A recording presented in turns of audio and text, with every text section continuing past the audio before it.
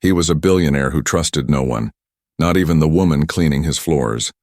So he installed a hidden camera to catch her red-handed, but what he saw instead shattered him to the core. A simple act of kindness, a secret bond, a truth that money had blinded him to for years, and what she did next changed his entire life forever. The Whitaker estate stood high on the cliffs of Pacific Heights, San Francisco. Glass walls, stone pillars, and silence. It was home to Elliot Whitaker, a 43-year-old tech tycoon worth billions, and his 7-year-old daughter Lily, who hadn't spoken a word since the car accident that took her mother. Elliot wasn't cruel, just numb. Since the crash, he had buried himself in code, quarterly earnings, and acquisition wars. His assistant handled everything else: grocery orders, Lily's therapy sessions, staff scheduling. Emotion had become a foreign language to him. He didn't know how to be a father, so instead, he became a provider. The estate was run by a tight-knit crew of 5 staffers, including the newest hire, Maya, a quiet woman in her early 30s. Brown-skinned, curly-haired, and soft-spoken, she had been recommended through a church outreach program. Her job was simple: clean, cook occasionally, and avoid disturbing Mr. Whitaker during work hours. Elliot barely noticed her, at first. But then, Lily began to change. She smiled more. She was eating better, sleeping without screaming. The art room, untouched since the accident, now had fresh paintings. Bright colors, silly shapes. And one afternoon, Elliot walked past the open door and saw it with his own eyes. Lily was laughing. It was such a jarring sound that he paused in the hallway. Inside, Maya sat cross-legged on the floor, smudges of paint on her cheeks, and Lily sat beside her holding a small canvas. Maya was telling a story, doing funny voices, and Lily was giggling like a child who hadn't known pain. Elliot didn't interrupt. He walked away, but the curiosity burned in him like a low flame. What had changed? Who was this maid who managed something that elite therapists had failed at for months? He asked his assistant to review daily schedules. Maya wasn't doing anything outside her job description, on paper, but something wasn't adding up. So Elliot did what a man with trust issues and too much money would do. He installed a hidden camera. For safety, he told himself. It was discreet, a pin-sized lens placed above Lily's art room and another in her play area. Elliot told himself he wouldn't snoop unless something raised concern. But that night something tugged at his heart. So he poured himself a glass of whiskey, sat in his home office, and clicked open the video feed. What he saw made his hand go still. The footage played quietly, time-stamped just 2 hours earlier. Maya entered the room with a small bag. Lily, sitting by the window, glanced up but didn't move. Maya sat beside her. "Guess what I brought?" Maya whispered. Lily shrugged. "Something magical." Maya pulled out a worn music box. Not fancy, just a little wooden one with chipped paint. She wound it, and it began playing a lullaby Elliot hadn't heard in years. It was Claire's favorite. His wife used to hum it to Lily before bed. Lily reached for it, held it close. Maya spoke softly. "Your mommy used to sing that, didn't she?" Lily nodded. Maya didn't say much after that. She just let the music play and wrapped a small blanket around Lily's shoulders. Elliot leaned back, chest heavy. How did she know? He watched more footage. Hours of it. Maya cooking small meals for Lily. Not what was ordered, but what Lily would actually eat. Teaching her to braid doll hair. Reading her books well past her shift. Holding her when she cried. During a storm, Elliot should have been angry. He should have fired her for overstepping boundaries, but instead he felt something he hadn't in a long time. Shame. That night, sleep evaded him. The footage played on loop in his head, the small gestures, the whispered prayers, the way Lily finally smiled when Maya said goodbye. The next morning, Elliot walked into the kitchen for the first time in weeks. Maya was there, humming softly, packing Lily's lunch. She froze when she saw him. "Good morning, sir," she said, voice steady. He nodded but said nothing. Just stared at her. She turned to leave, sensing discomfort, but Elliot spoke up. "Why? Why do you care so much?" he asked, more bitterly than intended. Maya paused, her back still to him. "Excuse me? You're a maid, not a therapist, not family, so why do you care?" Maya turned slowly. Her eyes didn't flinch. "Because she's a little girl who lost her mother," she said. "And because I lost my daughter too." Elliot's breath caught. "I know what silence sounds like when it hurts," Maya continued. "I know what it feels like when no one shows up."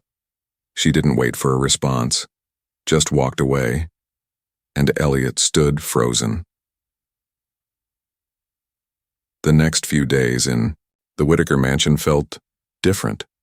Elliot found himself pausing more, listening longer, watching without screens. He no longer rushed out the door before sunrise or buried himself in back-to-back investor meetings until midnight. Something had cracked open inside him, quietly, like sunlight slipping through the smallest gap in heavy curtains. And at the center of it all was Lily, his daughter, and the woman who'd become her anchor. But Elliot still didn't know how to talk to either of them. His wealth had taught him how to negotiate, how to dominate in boardrooms, how to buy silence. But it had never taught him how to speak the language of love, not since Claire. And yet, here he was, hovering in a hallway, outside Lily's door, holding a cup of tea he didn't even like. Just standing.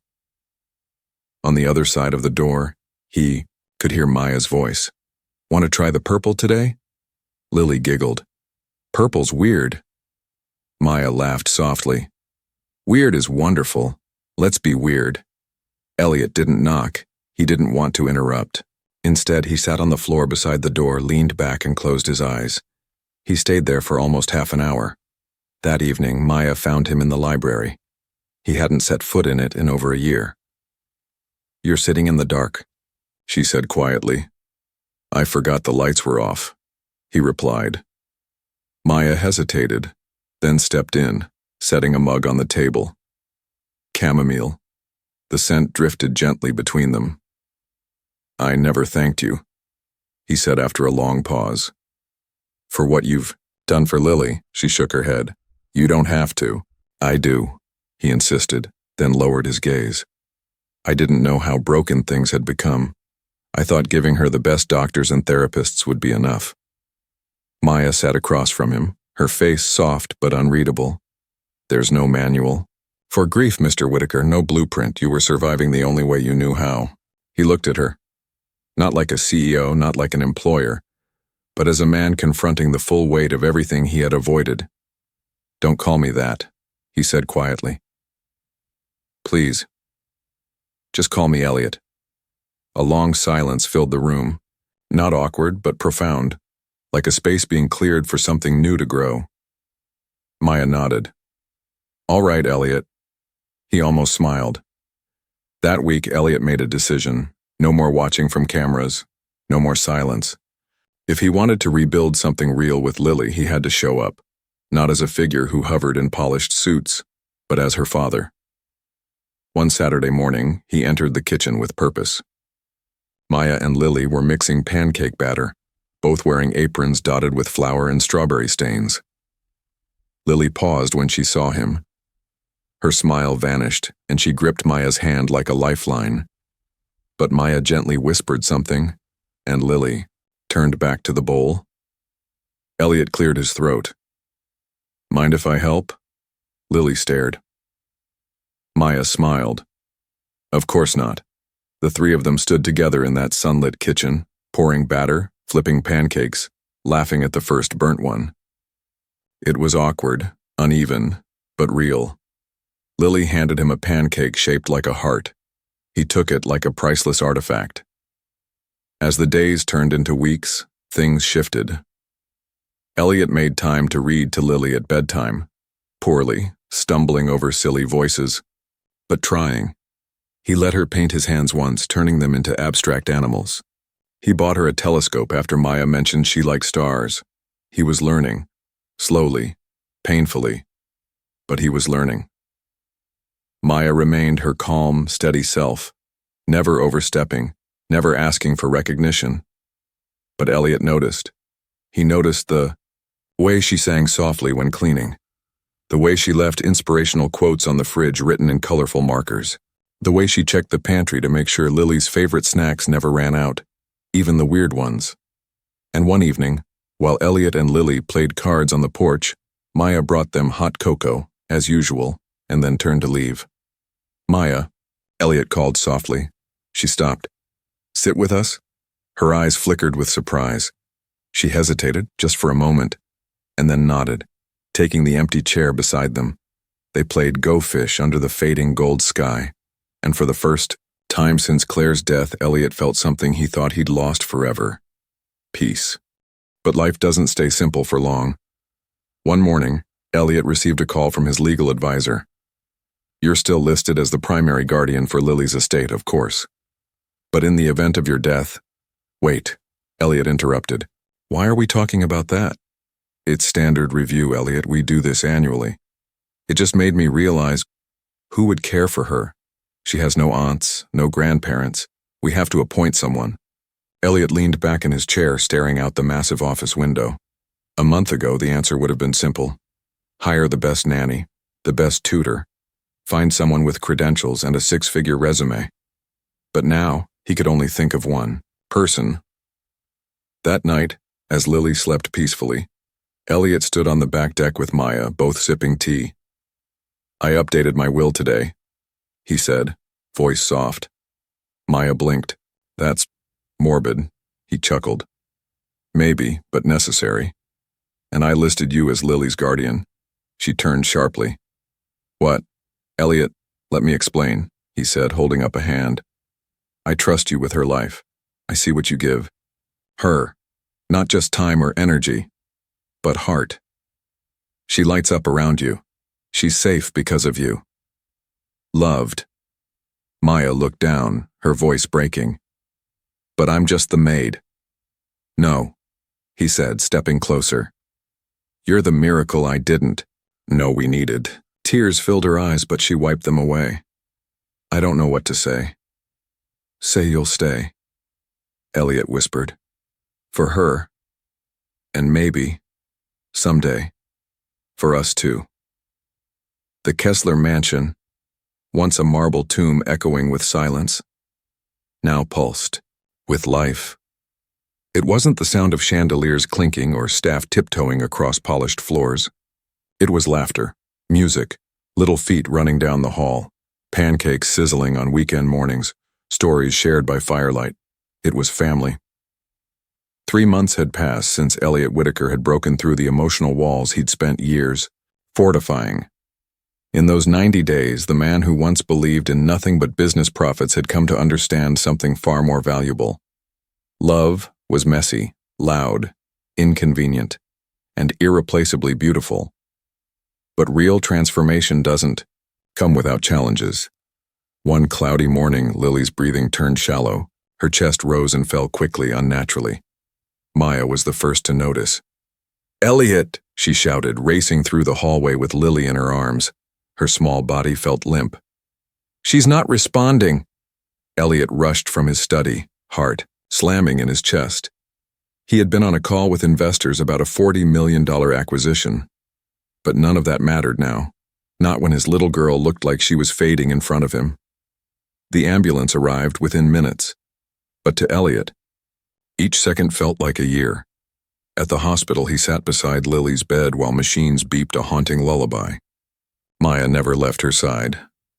She held Lily's hand, whispering stories and prayers between shallow breaths. The doctor approached gently. "She's stable for now, but there's something we need to discuss." Elliot stood. "Go on." "She has a congenital heart defect we hadn't seen before. It's rare, buried beneath her existing condition. And it's progressing. She needs a highly specialized surgery, risky, expensive, but it's her best shot." "I'll cover it all," Elliot said without blinking. The doctor nodded. We thought you'd say that. But there's more. Emotionally, she'll need intense support during recovery. Trauma like this, and then it's not just physical. We'll need someone consistent, someone she deeply trusts. Maya. The word wasn't said aloud, but it echoed in Elliot's mind like a bell. Back at the mansion that night, Elliot stood alone in the massive living room, surrounded by wealth that suddenly felt so empty. He didn't hear Maya enter. "She'll be okay," she said quietly.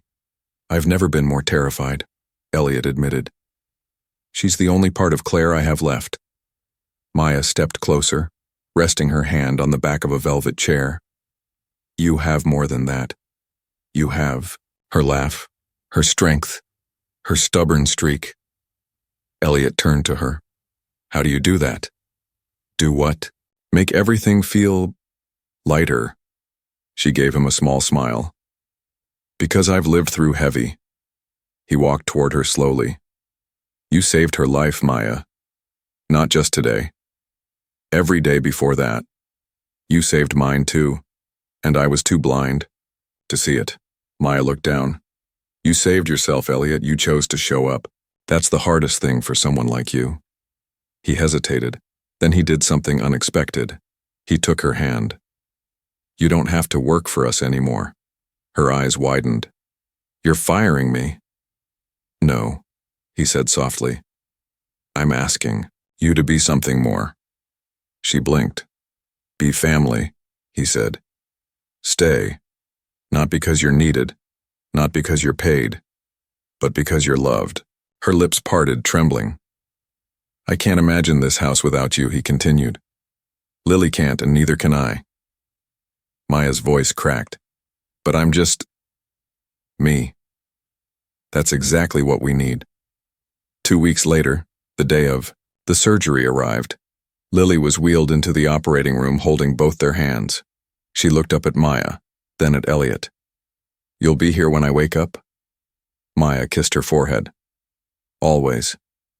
Elliot smiled through tears. "We're not going anywhere." Hours passed. Endless. Torturous. Elliot paced the waiting room while Maya sat still, hands clasped tightly in her lap. Then finally, the surgeon appeared. "She made it through. She's going to be okay." Maya gasped. Elliot's knees buckled, and he dropped into a chair, face buried in his hands. Tears of relief, of gratitude spilled from both of them. Recovery was slow but hopeful. Lily's cheeks regained color. Her eyes, once dim and tired, sparkled again. She asked to paint, to walk in the garden, to stay up past bedtime just once.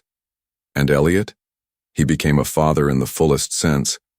He learned to braid her hair, badly, make butterfly-shaped sandwiches, and read bedtime stories without checking his phone. He even turned the mansion's guest wing into an art studio just for Lily. He also started something unexpected, a foundation for children with rare illnesses, named the Lily Light Project. Maya helped run it. Together they built it from the ground up, offering support, education, and hope to families who had none. And on the 6-month anniversary of Lily's surgery, they held a celebration in the backyard under a canopy of fairy lights. Maya wore a flowing blue dress.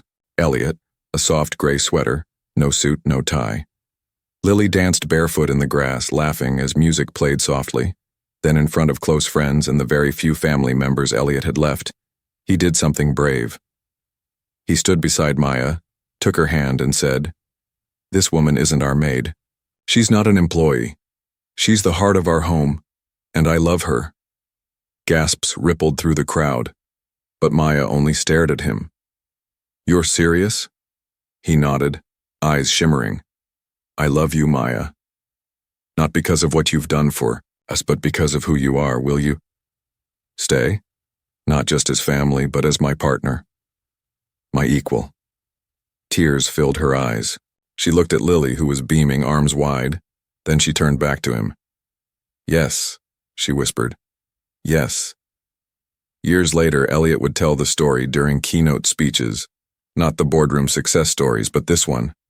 He'd say, "You don't always know when the moment that changes your life is happening. Sometimes it starts with silence, sometimes with a camera, And sometimes, with a woman quietly holding your daughter's hand. Maya never asked for recognition. She just lived with love. And in doing so, she transformed a mansion into a home and… Lily? She grew strong, fierce, brilliant. She became the face of the foundation that bore her name. But no matter how far she went, she always told people, "My story started with a maid who was never just a maid. She was the miracle my father never saw coming." The end.